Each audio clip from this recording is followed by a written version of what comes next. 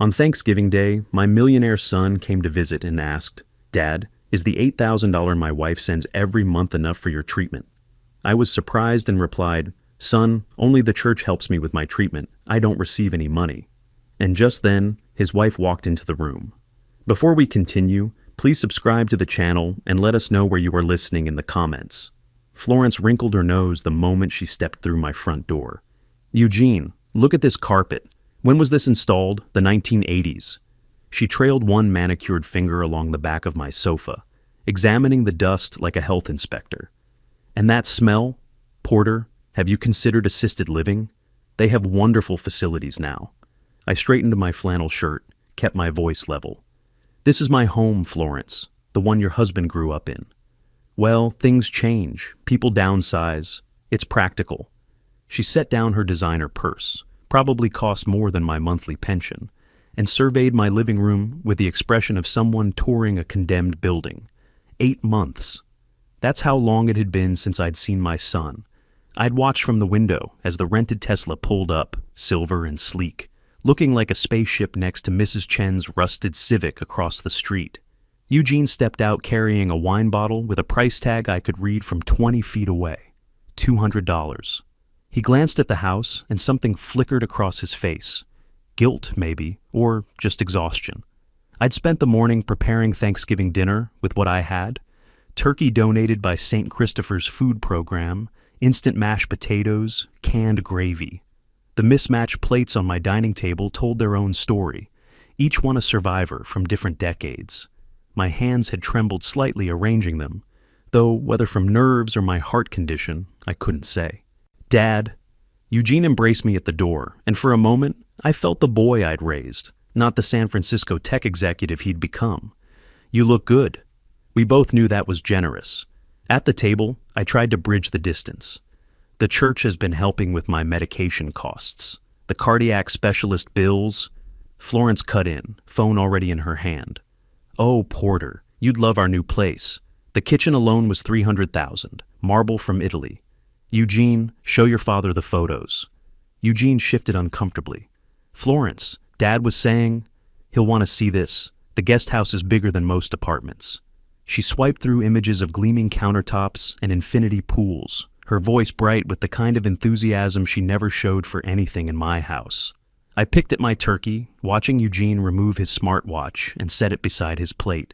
The gesture felt symbolic somehow, like he was trying to shed the weight of his wealth, if only for an hour. Florence dominated the conversation, rattling off renovation costs and wine cellar specifications, while my food grew cold. When I mentioned my recent hospital visit, $12,000 for cardiac tests I was still paying off in installments, she barely paused.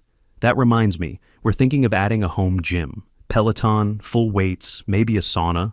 Then her phone rang, loud and shrill in my small dining room. Florence jumped, actually jumped, nearly knocking over her water glass. She grabbed the phone like it was burning her palm, checked the screen, with eyes gone suddenly wide. "I need to take this." Her voice had changed, gone tight and thin. "It's the charity board. They're voting on the gala location." Eugene frowned. "On Thanksgiving? Nonprofits don't take holidays, Eugene." She was already standing, already moving toward the hallway. I watched her go, watched the stiffness in her shoulders, the way she clutched that phone. Something wasn't right. 30 years as a fire chief teaches you to notice when things don't add up, when the scene doesn't match the story. Alone with Eugene for the first time all afternoon, I saw how tired he looked. Not just physically tired, soul tired. The kind of exhaustion that comes from carrying weight you can't name. "Dad." He leaned forward, elbows on the table. "I need to ask you something." The room felt suddenly heavier, the air thick. "The $8,000 Florence sends you every month for your medical care. Is it enough? Do you need more?" My fork stopped halfway to my mouth. I set it down carefully, precisely, the way I'd learned to move at disaster scenes. "What money, son?" Eugene's eyebrows drew together. "The monthly transfers, for your heart medication, doctor visits, all of it." "Eugene." I kept my voice steady, though my pulse had started to hammer. "I don't receive any money from you, not a cent." His face went blank. "That's not possible. I've been sending it for 5 years, every month without fail." 5 years. I did the math instantly, automatically. Eugene, my pension is $2,100 a month. The church gives me $300 for medications. That's all I have. The color drained from his face like someone had opened a valve. But Florence set up the account. She handles all our charitable giving, the Porter Kennedy Trust account. Trust account. The words hung between us like smoke. From the hallway, I could hear Florence's voice, low and urgent, speaking too quickly. Eugene pulled out his phone, fingers moving across the screen. His hands shook slightly. I'm looking at the transfers right now. 60 months, $8,000 each, all marked Porter Kennedy Trust, medical. My chest tightened, a familiar sensation, warning me to breathe slowly, stay calm. But my mind was racing, calculating, investigating. $480,000. That's what Eugene had been sending. That's what I'd never seen. Florence's footsteps echoed in the hallway, growing louder. Eugene stared at his phone screen, then at me. His expression held confusion, disbelief, and something darker creeping in at the edges. Eugene, I said quietly, I've never seen $1 of that money. The footsteps grew louder. Eugene's face had gone white. Florence appeared in the doorway, her face flushed, phone clutched in one hand. What's going on? Her voice came out artificially bright, but her eyes darted between Eugene's pale face and mine. The air in my dining room felt charged, dangerous. Eugene didn't look up from his phone. Florence, explain this. Why is there a trust account in Dad's name that he knows nothing about? Her laugh came too loud, too forced. Porter, sweetheart, you're confused. The account I set up for your medical expenses, remember? I stood slowly, walked to the kitchen, pulled open the drawer where I kept my financial records. The manila folder labeled 2024 Financial sat exactly where I'd filed it last week. I brought it back to the table, spread the bank statements out methodically, pointing to each line. I've never been confused about money, Florence. I was a fire chief. I managed department budgets for 30 years. Pension deposits, $2,100. St. Christopher's Community Fund, $300. Nothing else. Eugene turned his phone screen toward her. I'm looking at 60 months of transfers, $8,000 each, all to the Porter Kennedy Trust account. Florence's hand went to her throat. She set her phone down too carefully on the edge of the table, wouldn't meet his eyes. Of course he received them. Porter, don't you remember signing the paperwork? What's the account number? Eugene's voice had changed, gone hard and flat. Let's call the bank right now and verify. Her fingers found her expensive bracelet, twisted it. It's in Porter's name, so I can't access the details, privacy laws. You just said you set it up. Which is it? I mean, she was talking faster now, tripping over her words. It's an investment account for his future medical needs. The money grows tax-free until he needs it. I never signed any investment account paperwork. I kept my voice level, factual. The pain in my chest was building, sharp and insistent, but I pressed my left hand flat against the table edge, regulated my breathing the way they'd taught me in cardiac rehab.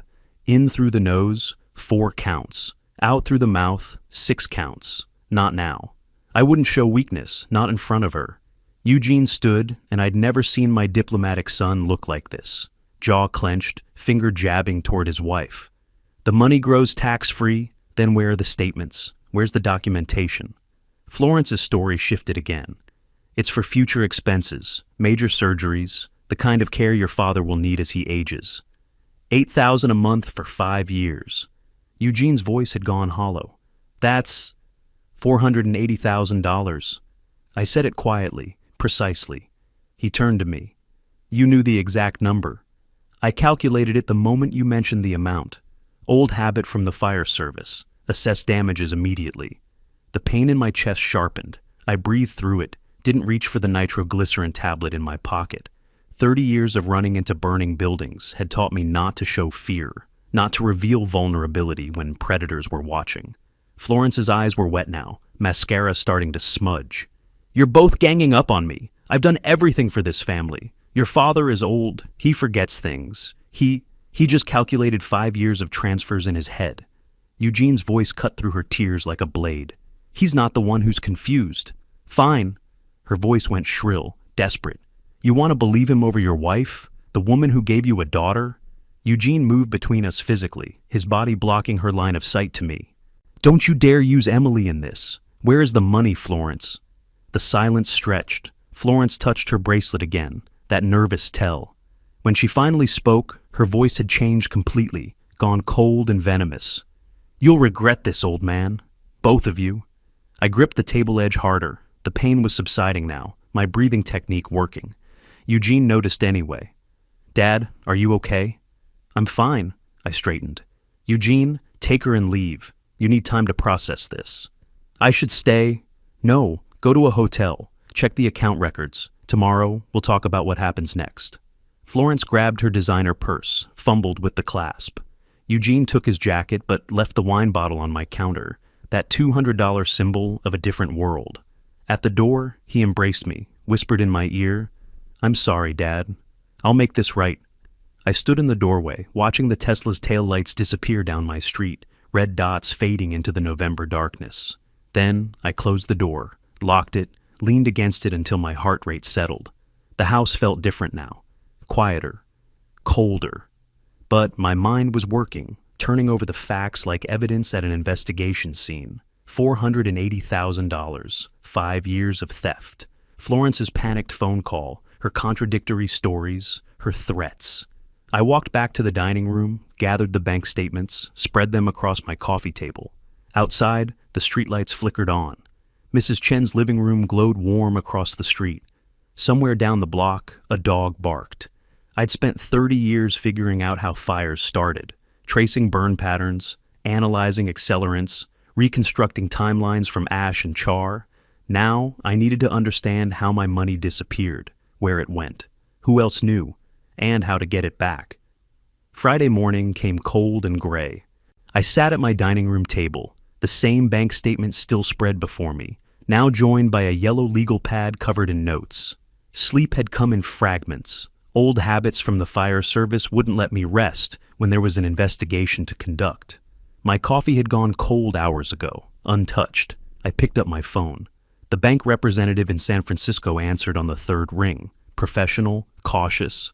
"I'm calling regarding the Porter Kennedy Trust account," I said, keeping my voice level. "I believe I'm the beneficiary." "I'll need to verify your identity, sir. Can you provide the account number?" "I don't have it. My son opened the account for my benefit, but I've never received statements." A pause, keys clicking. "Sir, according to our records, you're listed as the trust's namesake, but Florence Morales Kennedy is the sole account manager and beneficiary. You have no access rights." The words confirmed what I already suspected, but hearing them made my chest tighten. "I see. Thank you for clarifying that. Is there anything else I can help?" I ended the call. Sole beneficiary. Florence had built the theft into the account structure itself. Eugene's email arrived 20 minutes later. 247 pages of account statements, wire transfer records, Florence's signatures on opening documents. I stared at my home printer, broken for 8 months. No money for ink cartridges anyway. The library opened at 10. The walk took 15 minutes. November wind cut through my thin jacket, the one I'd worn since selling my winter coat last year to pay the electric bill. The free library branch on Frankfurt Avenue smelled like old books and floor polish. I waited while the printer churned out page after page, watching the counter climb. 247 pages at 10 cents each, $24.70. I counted out exact change from the jar I kept by my front door, mostly quarters, some dimes, 3 crumpled dollar bills. Back home, I spread the pages across my living room floor, organized them chronologically, marking patterns with highlighters I'd bought at the dollar store, yellow for withdrawals, pink for transfers, green for Florence's personal account deposits. The pattern emerged like fire origin points in an arson investigation, clear, deliberate, systematic. My old laptop took 3 minutes to boot up. I opened a spreadsheet, started entering data. Each transaction got categorized. Personal luxury, travel, entertainment, golf club, unknown. Decades of managing fire department budgets made the work automatic. My fingers remembered how to build case files. The numbers told a story Florence never wanted anyone to read. Her mess purchases, $47,000. Jewelry from Tiffany, $63,000. Pacific Heights. Golf club membership, $85,000 initiation, plus $12,000 annual dues for 4 years, $3,000 to $5,000 withdrawals every few weeks, always to her Chase account. None of it, not a single transaction, went toward medical expenses. Saturday, Eugene called. His voice sounded hollowed out.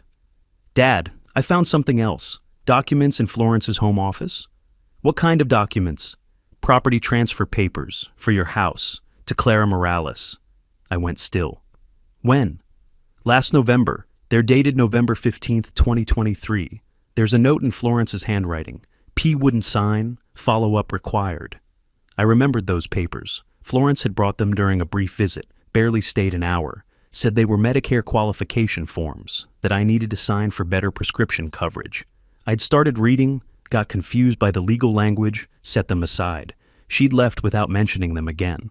"I still have them," I said. "In my drawer, unsigned." Eugene exhaled sharply. "If you'd signed, you would have lost your house." She tried to take everything. My voice came out flat, cold. "The money, the house, what else?" "I'm going through everything now. There's more, Dad. I know there's more." Sunday morning, I realized I hadn't seen Clara in days. She usually emerged from the guest room around 8, criticizing my breakfast or complaining about the heating. I knocked on her door. No answer. Checked inside. Her expensive luggage still there, designer clothes hanging in the closet, makeup covering my deceased wife's old dresser. But Clara herself was gone. On the kitchen counter, half hidden under a grocery store flyer, I found a note in her precise handwriting. Visiting Florence in California for the week. She'd left the day after Thanksgiving. Hadn't said goodbye. Hadn't even told me she was going. I searched her room methodically, careful not to disturb anything. Found a stack of mail addressed to Clara Morales at my address. Credit card bills showing $20,000 balances. A BMW lease statement for $380 monthly. She'd been using my home as her legal residence while living off my son's stolen money. By Sunday evening, my dining room looked like an incident command center. Documents taped to the wall in chronological order. Red marker lines connecting withdrawals to purchases. I'd taken photos with my phone, preserving the layout in case I needed to recreate it. Eugene called again. "How long has Clara been living with you?" 3 years. Florence said Clara needed help after her divorce, that it would be temporary. "She's been treating you okay?" I paused. "She treats me like I'm an inconvenience in my own home. That ends now. I'm coming back to Philadelphia next week. We're fixing this." "I need a lawyer, Eugene. I don't know any lawyers." "I'll find you the best family attorney in Philadelphia." After we hung up, I stood looking at my investigation wall. I had evidence, 480 pages of it, organized, categorized, documented. But evidence without strategy is just paper. I checked my savings account online, $350.43. Monday morning, I would need more than documentation. I would need a weapon. Monday morning, December 2nd. I stood outside the Community Legal Services office on Walnut Street, my folder of documents thick under my arm. 2 buses to get here, the Market Frankford line from Girard Station. Transfer to the 21. 45 minutes watching people. A young mother with twins, an elderly man with a walker, working people heading to jobs. My people. Not Florence's world of luxury and theft. Inside, fluorescent lights hummed overhead. Mismatched chairs held people with tired faces, waiting for justice they couldn't afford. A receptionist called my name. I followed her down a hallway lined with motivational posters about dignity and rights.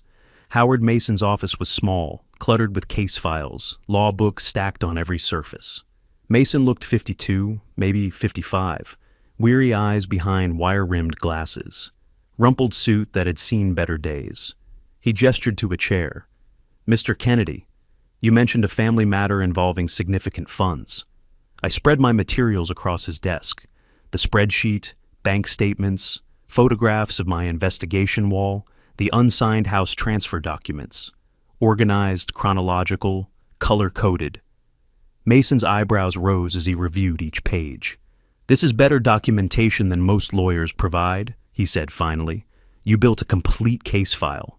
32 years as a fire chief. You learned to follow evidence trails, money or fire, the principle is the same. Most clients come in with a shoebox of random receipts." He tapped my spreadsheet.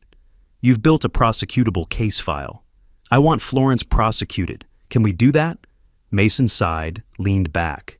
Criminally, probably not. Technically, your son sent the money voluntarily. Florence created an account with his permission. She'll argue it was a family fund, that she managed it for everyone's benefit. No medical expenses appear in those statements, not one, which is why we can win a civil case for unjust enrichment. We prove the money was designated for you. She took it for herself. Equity demands she return it. How long does that take? 6 to 9 months if we move aggressively. 6 to 9 months. I thought about my heating bill due in 2 weeks, my nearly empty savings, the heart medication refill I needed next month. What are my options? Mason outlined the strategy. Unjust enrichment. Florence received money meant for someone else. Constructive trust. A court could order return of wrongfully held assets. Conversion. Unauthorized use of designated funds. Also, eviction of Clara under Pennsylvania ejectment statutes. She had no lease, no ownership interest. I could remove her legally. What does this cost? I asked. My normal rate is $400 an hour. He must have seen my face change. But the clinic has a contingency program for compelling cases. I can take 30% of any money recovered, plus you pay court filing fees, $400 up front. I opened my savings account statement, turned it so he could see. $350.43. Mason studied the number. Quiet moment. Pay me $350 now as a retainer. I'll cover the filing fees and take it from the settlement. I don't want charity, Mr. Mason. It's not charity. It's an investment. I believe we'll win, and 30% of $480,000 makes this worthwhile for my firm. I wrote the check. My hand hesitated. This was every dollar I had. Heating bill due in 2 weeks, $180. Groceries running low. Heart medication, $90. But I looked at those unsigned house transfer documents on Mason's desk, remembered Florence's contempt, Clara's presence in my home. I signed firmly. My phone rang. Eugene. "Excuse me," I told Mason, stepped into the hallway. "Son, what's wrong?" "Dad." His voice was shaking.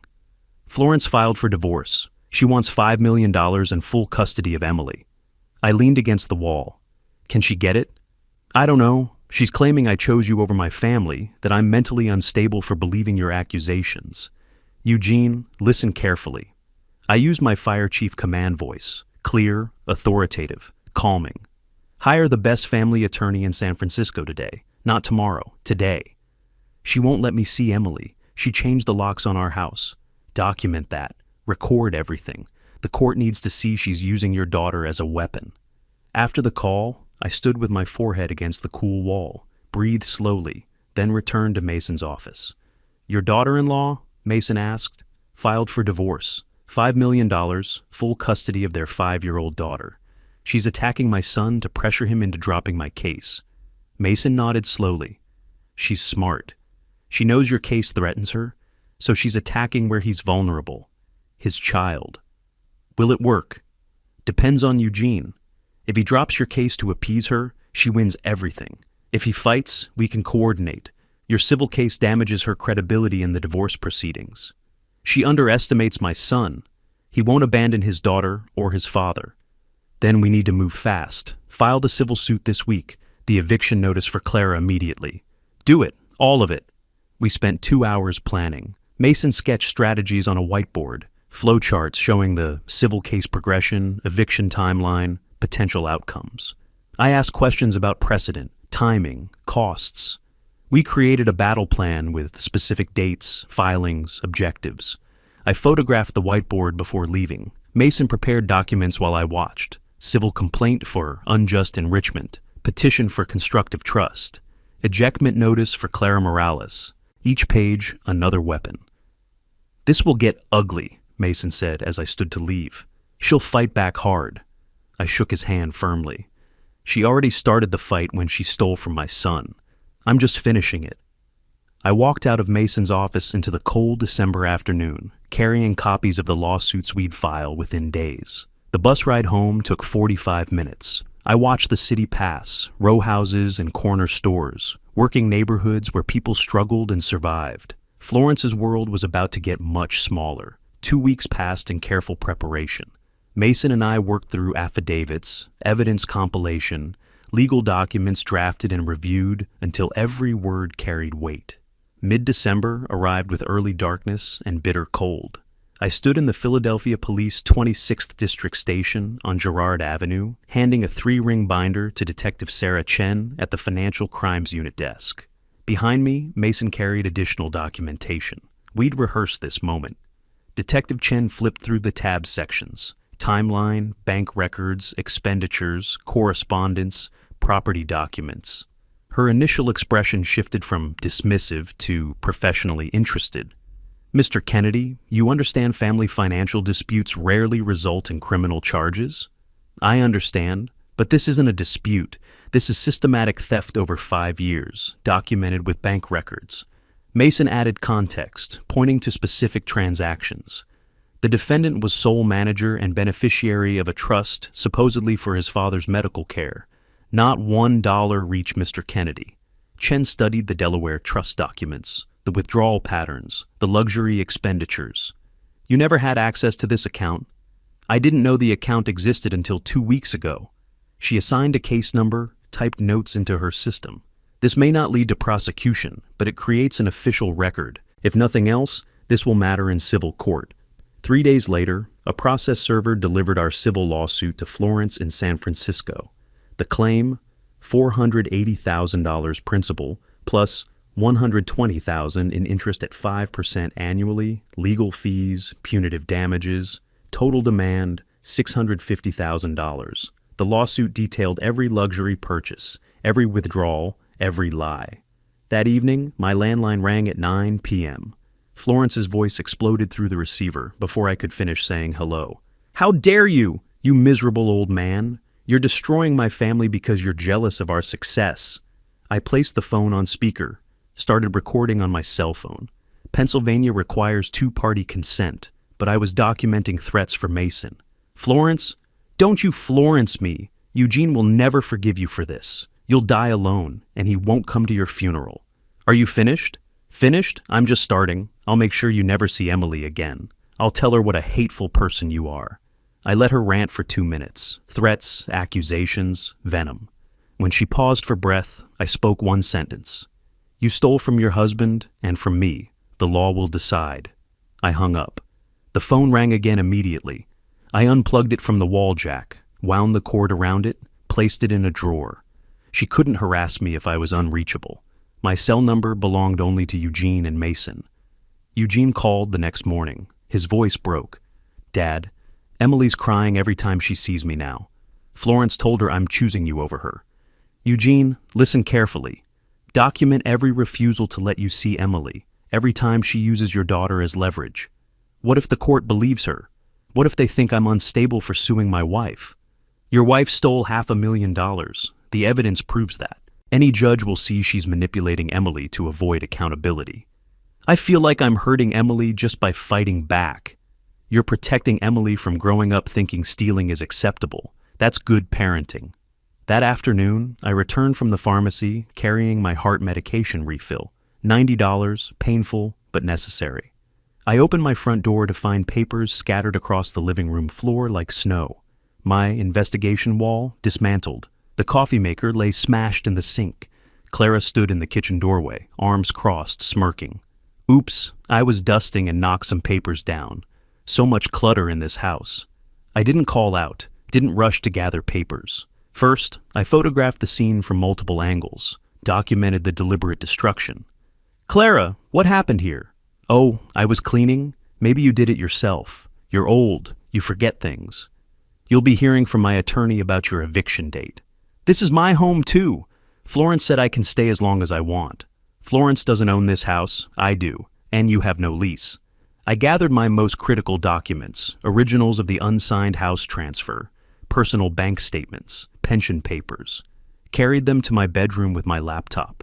From the closet, I retrieved an old fireproof document box from my fire chief days, locked everything inside. I texted the destruction photos to Mason. "Need eviction papers filed immediately." His response came within minutes. "Filing tomorrow morning." That night, I lay on my bed fully clothed, hands behind my head, Clara could destroy copies. The originals were safe. Let her think she'd won this moment. Another text from Mason arrived. Florence retained counsel, Philadelphia firm, prepare for countersuit.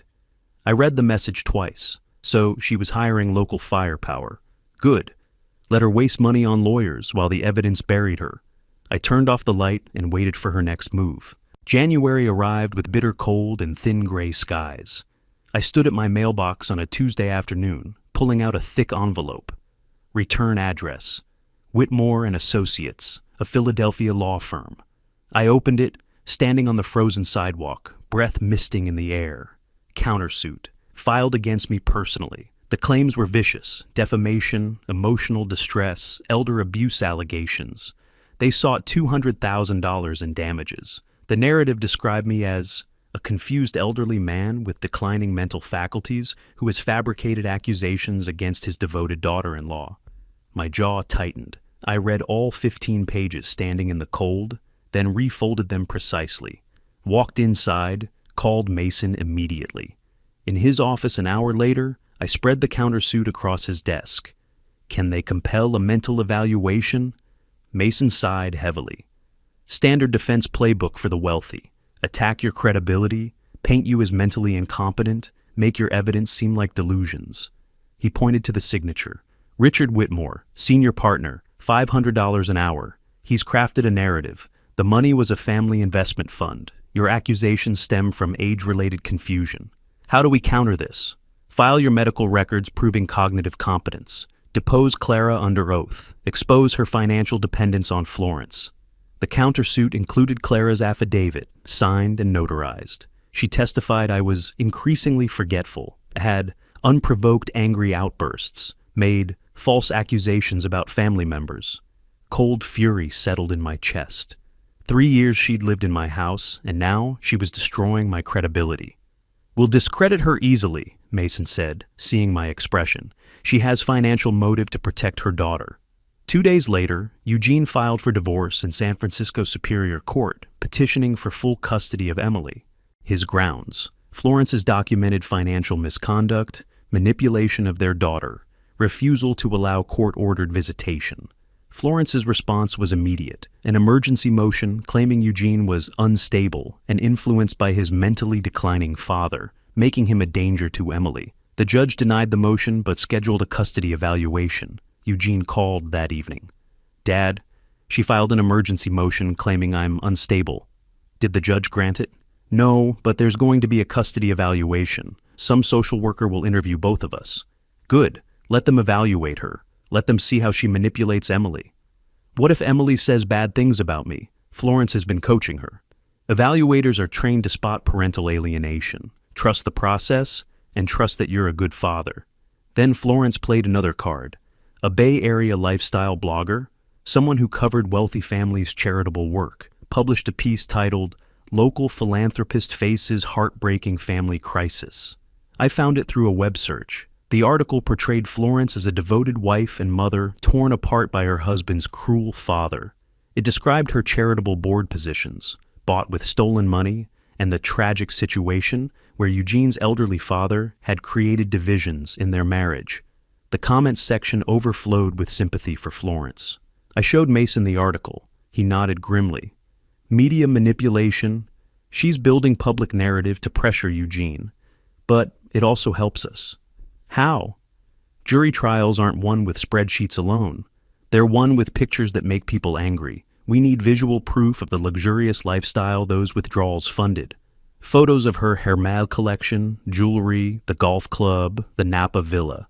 Eugene has access to their home. It's time to document everything. I called Eugene that night. You still have keys to the house?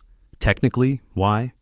Go there when Florence is out. Photograph everything. Her closet, jewelry, purchase receipts, anything that shows where the money went. Isn't that illegal? It's still your residence. You have legal right to access your own home. 3 days later, Eugene uploaded files to a secure cloud folder. I sat at my laptop reviewing them with Mason. Florence's walk-in closet, 40 Hermès bags lined up like trophies, designer shoes still in boxes, jewelry on velvet trays, her office safe, code was Emily's birthday, contained membership certificates, purchase receipts, bank statements. Retail value of those bags alone, Mason said, probably $200,000. Meanwhile, I returned home to find Clara cooking in my kitchen, using my groceries, making elaborate meals she'd eat alone while I got whatever remained. She smirked when she saw me. "How was your day, Porter?" I walked past her to my room without answering. Won't engage, won't give her ammunition for another affidavit about aggressive behavior. Mason arranged a cognitive assessment at Pennsylvania Hospital. I sat through 2 hours of memory tests, logic puzzles, psychological evaluations. The neuropsychologist, Dr. Elizabeth Warren, was thorough, professional. When she finished, she delivered her conclusion. "Mr. Kennedy, you scored exceptionally well. No signs of cognitive decline, dementia, or mental instability. Your memory is excellent, reasoning skills intact. In fact, your scores are above average in several categories. Can you put that in writing? I'll prepare a detailed report for your attorney." I carried the notarized medical report to Mason's office personally, handed it over with quiet satisfaction. That evening, Mason called. "Discovery phase begins next week. We'll depose Clara and subpoena Florence's financial records." I looked at the photos Eugene had sent. Bags worth more than my annual pension, jewelry that could have paid for years of medical care. The evidence was building into an avalanche. Let her lawyers spin their stories. The truth was documented, notarized, and photographed. I just needed patience. February brought ice storms and power outages to Philadelphia. I sat in Mason's conference room, watching him spread documents across a long table like battle plans.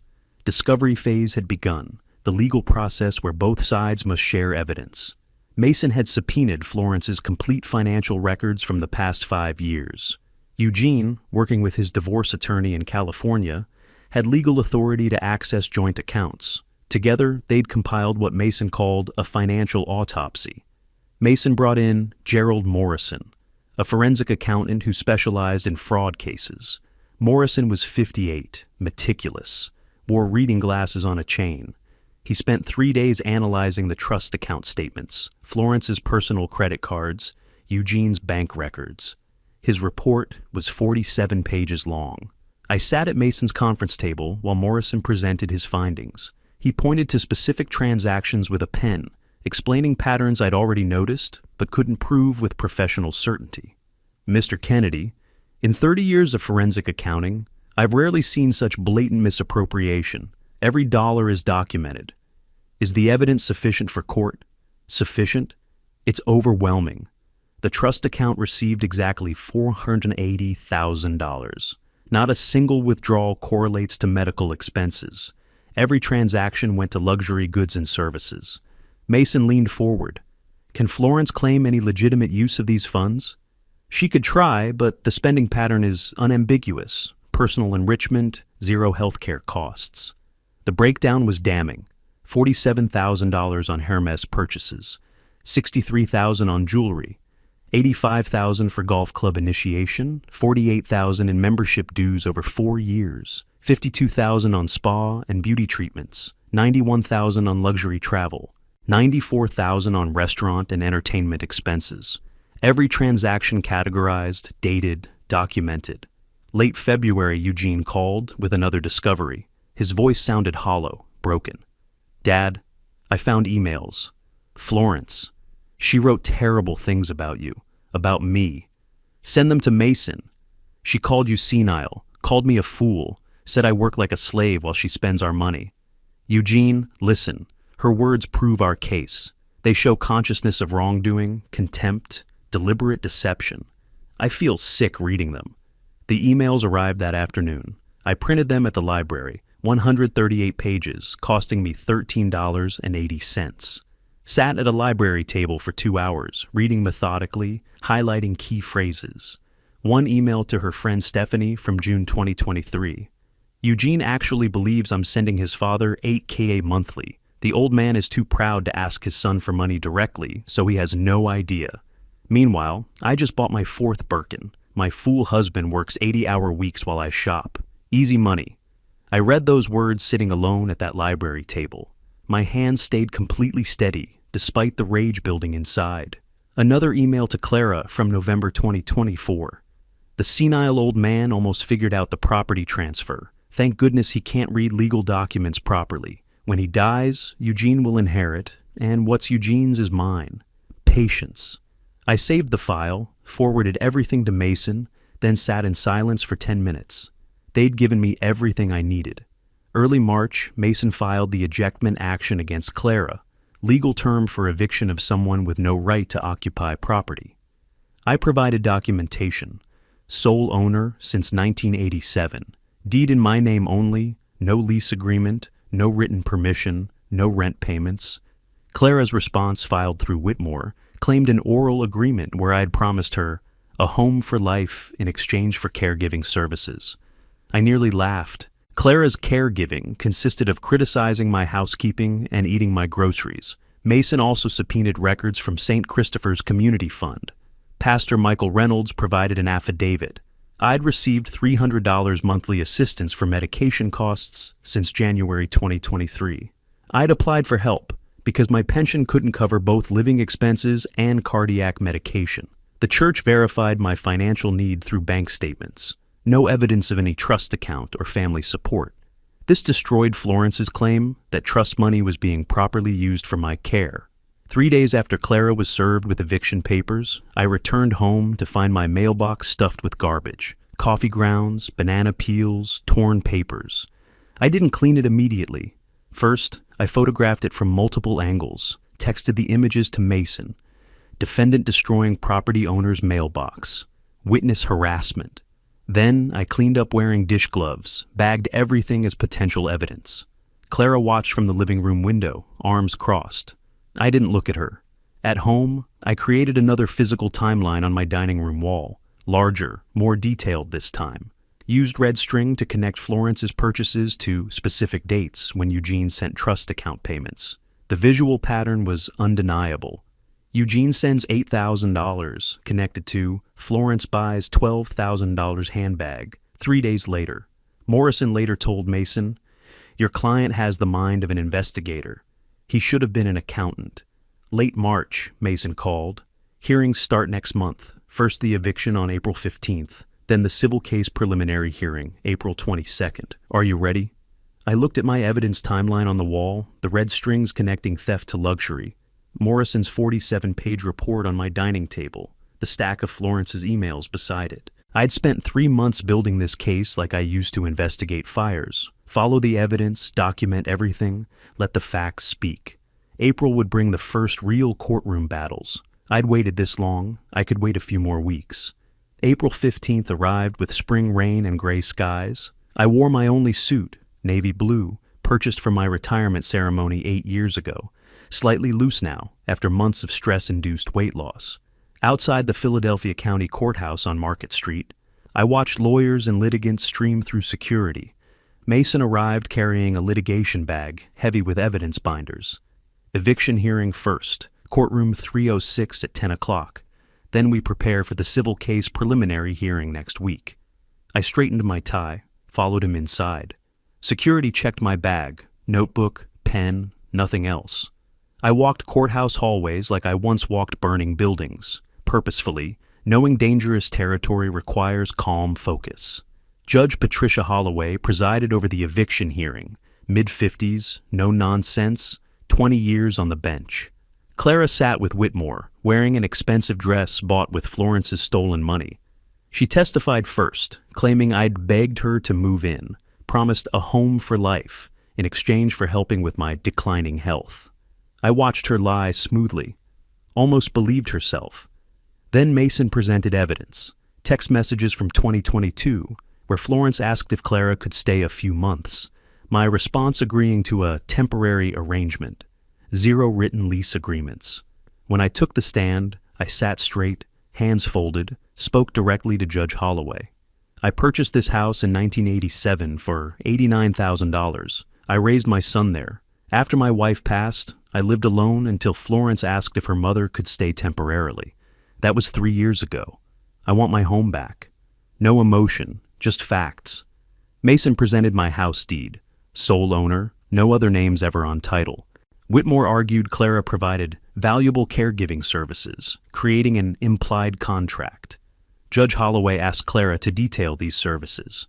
Clara stammered, Cooking meals, light housekeeping, companionship. Did you administer medications? The judge asked. No, but assist with bathing, dressing, medical appointments?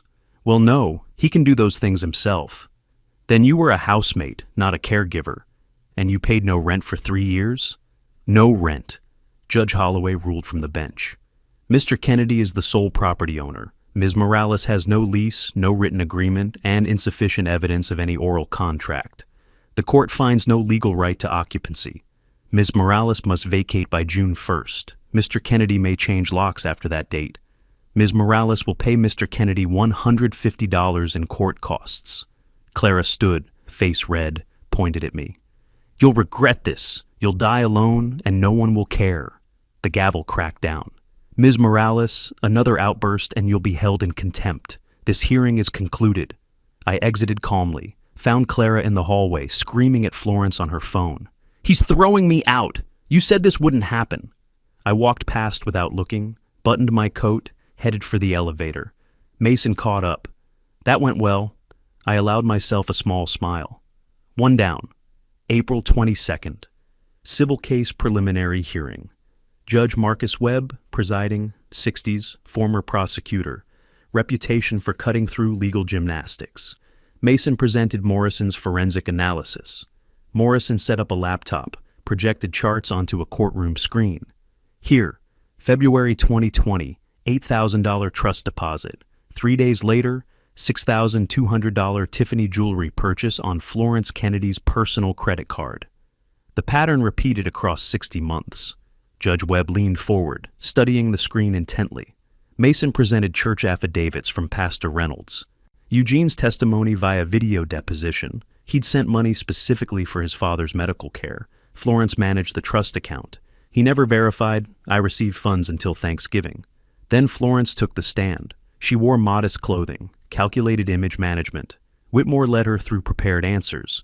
The money was a family investment fund. She managed it responsibly. I was taken care of through other means. Under Mason's cross-examination, she crumbled. Mrs. Kennedy, you wrote to your friend. Eugene actually believes I'm sending his father $8,000 monthly. Did you write that? I may have, but I was being sarcastic. Sarcastic about deceiving your husband? That's not what I meant. You also wrote, the senile old man almost figured out the property transfer. Were you being sarcastic about attempting to steal Mr. Kennedy's house? Her voice broke. I wasn't trying to steal anything. Those documents were just estate planning. Estate planning without the property owner's informed consent? Mrs. Kennedy, you've testified the money was for family purposes. Show the court one medical expense for Porter Kennedy. Silence. Then, I don't have those records with me. Because they don't exist. She contradicted herself twice more under questioning. By the time Mason finished, Florence was near tears. We exited the courthouse under clearing skies. Mason assessed, Judge Webb is leaning our way. Florence's testimony damaged her credibility severely. Whitmore will probably advise settlement. 2 victories in 1 month.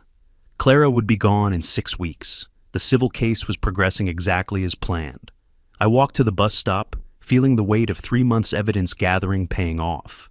The momentum had shifted. Now came the final phase, watching everything collapse around Florence.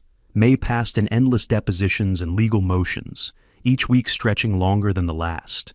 Then early June brought the call I'd waited for. Mason's voice carried satisfaction even through the phone line, a warmth I'd rarely heard in our professional exchanges.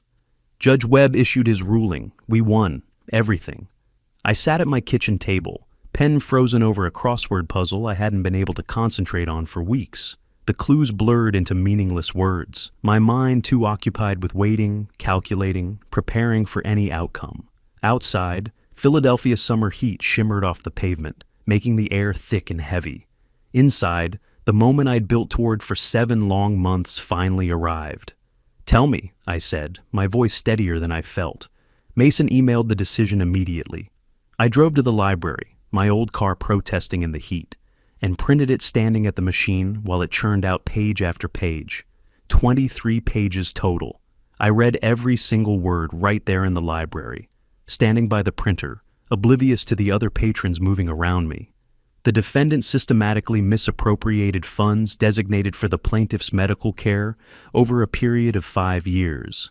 The evidence overwhelmingly demonstrates intentional deception, conscious wrongdoing, and deliberate concealment. The defendant's testimony lacked credibility and contradicted documentary evidence at multiple points. This court finds the defendant's claims of family fund management to be without merit and contradicted by her own written communications. The words felt like vindication printed in black and white, official and irrevocable. Judgment. Florence Kennedy must pay Porter Kennedy $480,000 principal, plus $87,000 interest calculated at 5% annually compounded over 5 years, plus $15,000 court costs and expert witness fees, total $582,000. The countersuit for defamation and emotional distress was dismissed with prejudice. Legal terminology meaning Florence could never refile it, never again claim I had wronged her by exposing her theft. I closed my eyes for 10 seconds, pressed my palms against the warm printer, breathed deeply the way they'd taught me in cardiac rehab. Opened them again. The words were still there. Real, final. Folded the papers precisely, placed them in my worn leather folder, walked outside into June sunshine, feeling lighter than I had in months, maybe years. Within days, Mason filed for judgment enforcement. The legal machinery moved with surprising speed once a judge had ruled.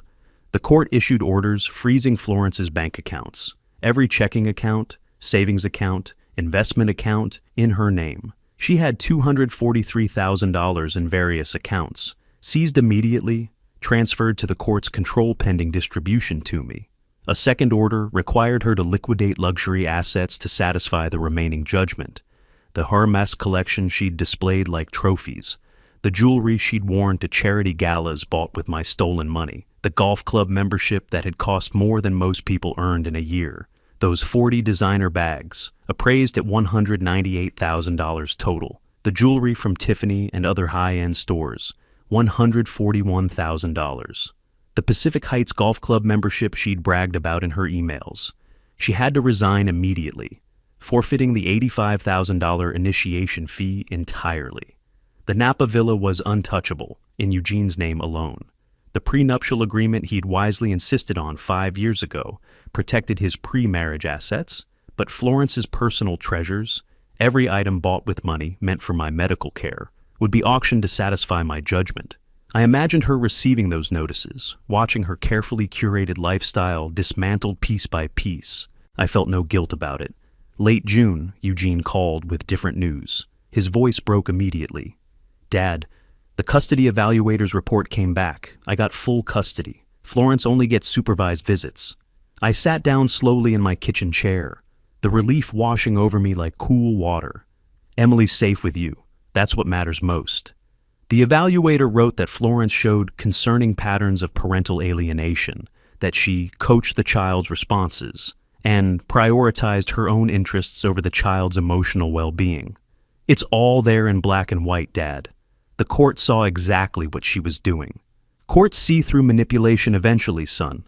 You stood firm, documented everything like I told you. This is the result of your patience and strength. I'm bringing Emily to visit you next month. She needs to know her grandfather properly, without Florence's poison between us. I'd like that very much, son. Florence's divorce attorney had negotiated the prenuptial agreement 5 years ago when she married Eugene. Standard Silicon Valley tech executive prenup. Separate property stays separate, marital assets divided equally, but with fraud exceptions that void all favorable terms. Since the court had officially found Florence committed financial fraud against family members, those exceptions triggered automatically. She received only $150,000, exactly half of the joint savings they had accumulated during the marriage, instead of the $5 million she'd demanded.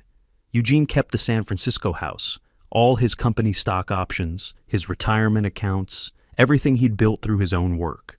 Florence signed the divorce agreement in July. Her attorney, Whitmore, advised her that fighting further would cost more in legal fees than she could possibly win. The fraud judgment destroyed any sympathy a judge might have had for her position. Mid-July, I received a check from the court, $200,000, the first distribution from Florence's seized accounts. I held it carefully, this rectangle of paper representing justice quantified in the dollars and cents. Drove to my local bank branch, walked inside with hands that shook slightly despite my attempts at control. I stood in line behind a young mother depositing her child's birthday money, an elderly man cashing his Social Security check. Regular people, my people, living regular lives. When my turn came, I slid the check across the counter to the teller who'd processed my modest pension deposits for 8 years. Her eyes widened. "Mr. Kennedy, I'll need to get the manager to verify this amount." "I understand. I'll wait." The manager came out, examined the check, saw the court seal, the official signatures. She smiled at me with genuine warmth. "Congratulations, sir. This is quite a windfall." "Justice," I corrected gently.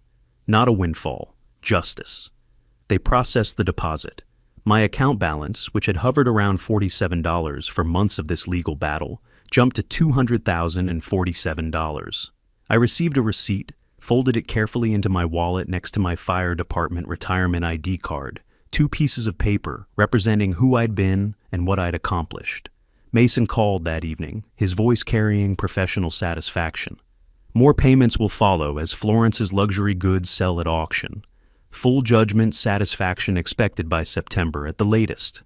I visited Mason's office the day after the ruling. He had champagne waiting, grocery store brand, nothing expensive, which somehow made it more appropriate. He poured 2 glasses. I raised mine in the toast, but didn't drink, just held it. He knew about my heart medication interactions. Mason laughed warmly. "Just hold it then. Old. The gesture counts."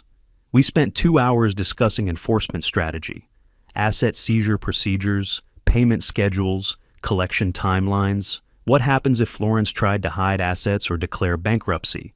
I asked questions about every step, wanting to understand the complete machinery of justice grinding Florence into accountability. This was my fire chief training. Understand the system, know every component, anticipate every variable. June 1st, Clara's court-ordered eviction deadline, I changed all my locks. She'd already moved most of her belongings to California over the previous week, fleeing to live with her equally disgraced daughter. But she'd left debris deliberately, garbage stuffed in closets, broken dishes hidden in cabinets, a final petty act of spite. I spent that entire day cleaning, bagging trash, scrubbing surfaces she'd contaminated, found sticky residue on my kitchen counters, stains on the carpet, evidence of 3 years of disrespect for my home. By evening, exhausted but satisfied, my house was truly mine again for the first time in 3 years. I sat in my living room, quiet, empty, peaceful, and felt the silence like a blessing. Made myself scrambled eggs and toast, ate at my own table without criticism, without hostility, without someone watching me with contempt. Small victory, but sweet as summer air. Early July, Eugene flew to Philadelphia with Emily for their first long weekend visit.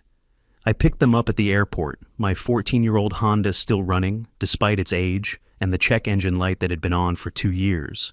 Emily burst through the arrival gate and saw me waiting. She ran, no hesitation, no fear, no traces of Florence's poison in her bright 5-year-old face.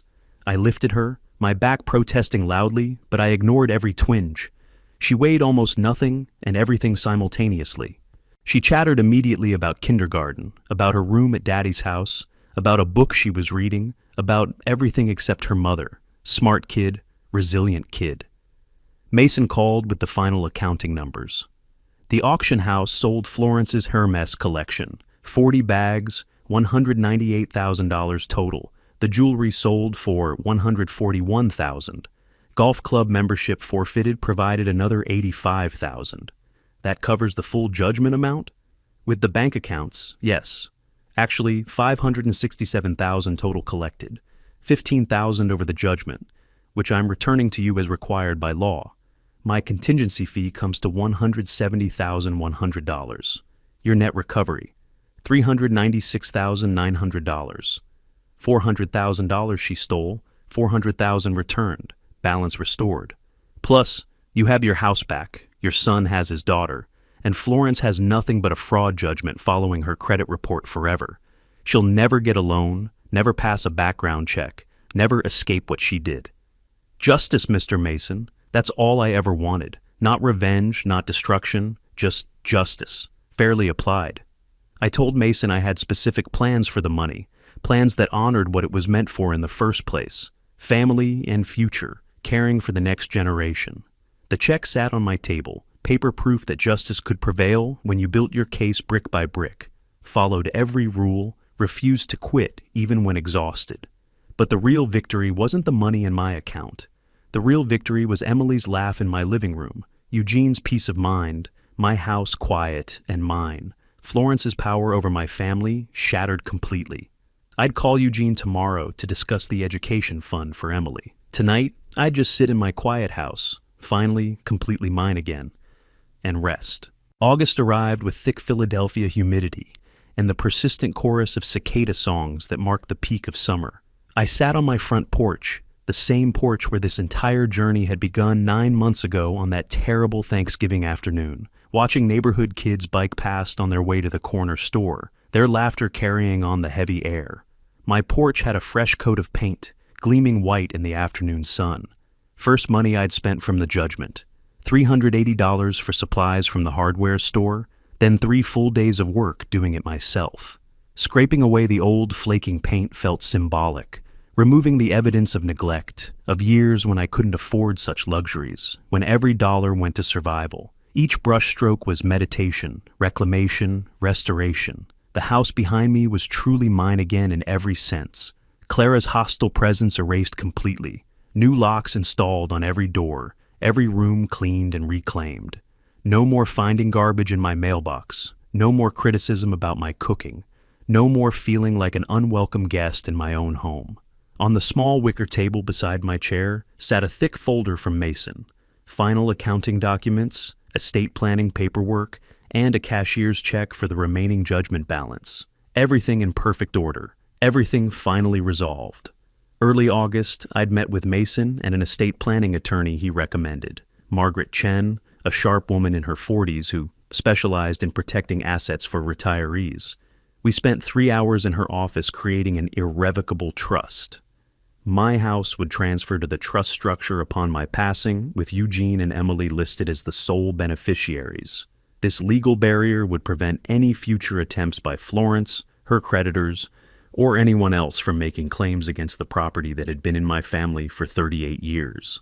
I also updated my will with meticulous care. The remaining judgment money, every dollar of my net recovery, would fund an education trust for Emily, managed by Eugene as trustee until she turned 25 years old.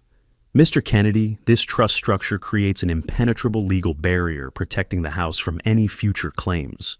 Margaret Chen had explained, her fingers tracing the organizational chart she'd drawn. Upon your passing, ownership transfers directly to the named beneficiaries through the trust vehicle. It bypasses probate entirely. Can Florence contest any of this? I'd asked, needing to hear the answer, even though I'd already researched it myself.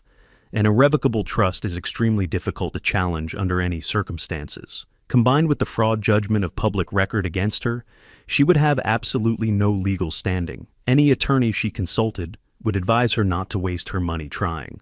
I'd signed those documents with the same careful precision I'd once used to sign fire investigation reports after 32 years in the department.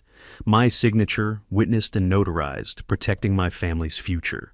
The documents went into my old fireproof document box that same evening, stored safely with my pension papers and the deed to the house. Through Eugene, I'd learned the specific details of Florence's current circumstances, not from any sense of satisfaction or vindictive pleasure, but from the practical need to ensure she couldn't threaten my family again. Knowledge was protection. Understanding her limitations gave me peace. She lived in a 1-bedroom apartment in Oakland, California, in a neighborhood far removed from the wealthy enclaves she'd once frequented. $1,800 monthly rent, more than she could comfortably afford on her new salary. She worked as an administrative assistant at a medical office, earning $42,000 annually, less than a tenth of what Eugene earned, barely above the poverty line for the Bay Area's crushing cost of living. Her carefully curated social media presence had been deleted entirely. No more photos of luxury brunches, designer bags, charity galas. Her phone number had changed. Former friends from the charity boards, the women she'd impressed with stolen money, wouldn't return her calls. The fraud judgment was public record, searchable by anyone. her reputation permanently toxic in the social circles she'd valued so desperately. Clara lived with her daughter now, sleeping on a futon in the living room of that cramped apartment, two bitter women trapped together in the consequences of their shared greed and failed schemes. Apparently they fight constantly, Eugene had told me during one of our regular phone calls.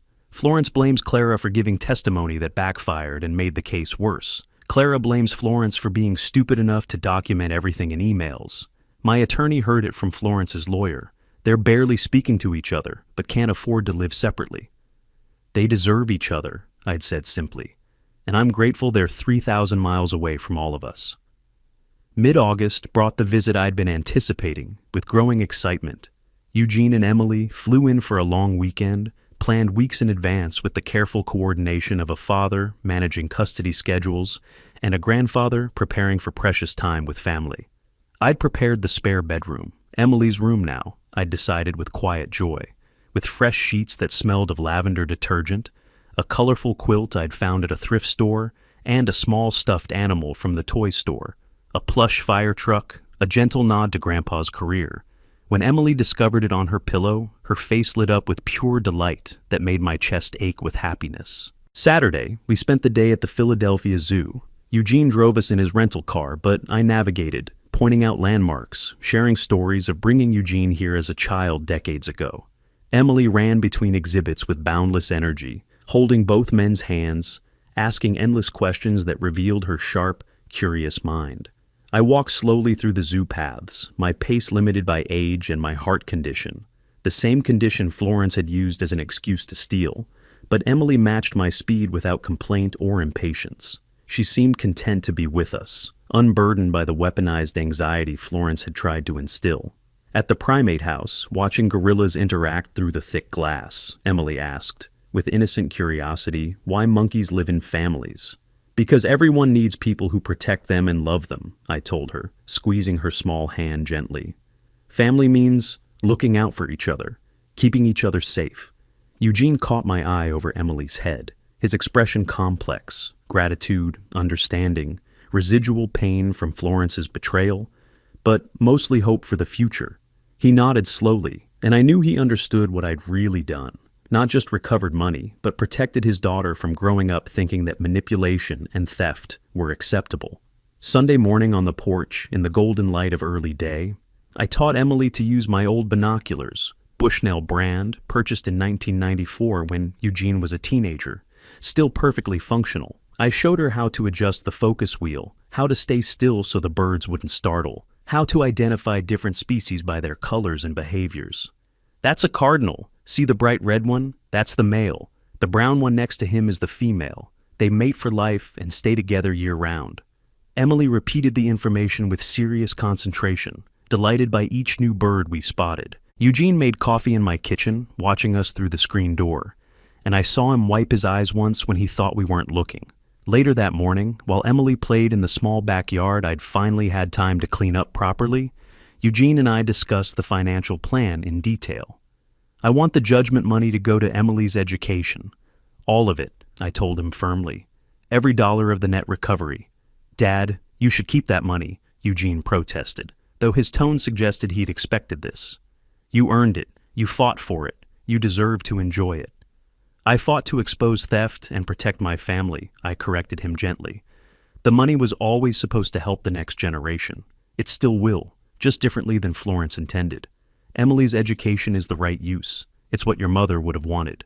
Mason had calculated, using conservative investment projections, that the $396,900 would grow to approximately $750,000 by the time Emily reached college age, enough for undergraduate and graduate degrees at any university she chose, with money left over for her future. Your mother and I saved carefully for your education, I said, memories of those years bringing a bittersweet ache. We went without things we wanted so you could have opportunities. Now, I'm doing the same for Emily. It feels right. It completes the circle, honors your mother's memory, and ensures Florence's theft ultimately serves the purpose it was supposed to serve, helping family. Eugene's eyes filled with tears he didn't try to hide. She would have loved Emily so much. She would have, I agreed, my own voice thick. And she'd absolutely approve of this plan. I know she would. Sunday evening, as the sun began its descent and the air finally cooled slightly, I drove them to the airport in my old Honda. Emily fell asleep in the back seat, exhausted from 2 days of adventure and activity, her stuffed fire truck clutched in her arms. At the departure terminal, Eugene lingered after Emily went ahead with the gate agent, his face showing he wanted to say something important. "Dad, I'm sorry." His voice was raw with emotion. "Sorry I didn't see what Florence was sooner. Sorry I didn't verify the money was reaching you. I should have called you directly. Should have asked for confirmation. Sorry I let her isolate you from us, from Emily. Sorry for being blind for so long." I gripped his shoulder firmly, looking directly into his eyes that mirrored my own. "Eugene, listen to me. You trusted your wife? That's not a character flaw. That's the foundation of marriage. You're supposed to trust your partner. When you learned the truth, you didn't make excuses, you didn't try to protect her, you didn't ask me to drop the case. You stood by what was right even when it cost you your marriage and made everything harder. That's who you are. That's the man I raised. I'm proud of you, son." We embraced tightly, and I felt his shoulders shake slightly. He walked toward security, stopped at the checkpoint, turned back one final time, waved. I waved back, watching until he disappeared completely from view, then drove home through August twilight with the radio playing softly. Back on my porch as darkness fell and streetlights flickered on, I held a photograph Eugene had texted me from the zoo visit, him and Emily laughing at the penguin exhibit, both their faces bright with genuine joy. The evening air was warm and thick, cicadas singing their persistent August song, neighbors calling to each other from their own porches. My house, my peace, my family, all restored not through luck or grace, but through patience, systematic evidence gathering, and absolute refusal to surrender to injustice even when exhausted. The fight was over. Justice had prevailed. Not because good always wins in some fairy tale fashion, but because I'd built an unassailable case brick by methodical brick, followed every legal rule precisely, documented everything obsessively, and trusted the system to work when given truth. I set the photo on the table next to my empty coffee mug, closed my eyes, and listened to my quiet street, the sound of ordinary life, peaceful life, life without fear or hostility. This was real victory, not Florence's destruction, though that had happened as natural consequence. Not revenge, though some might call it that. This victory was my family's protection, Emily's secure future, Eugene's freedom from manipulation. This was peace earned through perseverance. This was justice properly served. I sat on my freshly painted porch in my reclaimed home, surrounded by the sounds of a Philadelphia summer evening, and finally rested. If you like this story, please like this video, subscribe to the channel, and share your impressions of this story in the comments. To listen to the next story, click on the box on the left. Thank you for watching.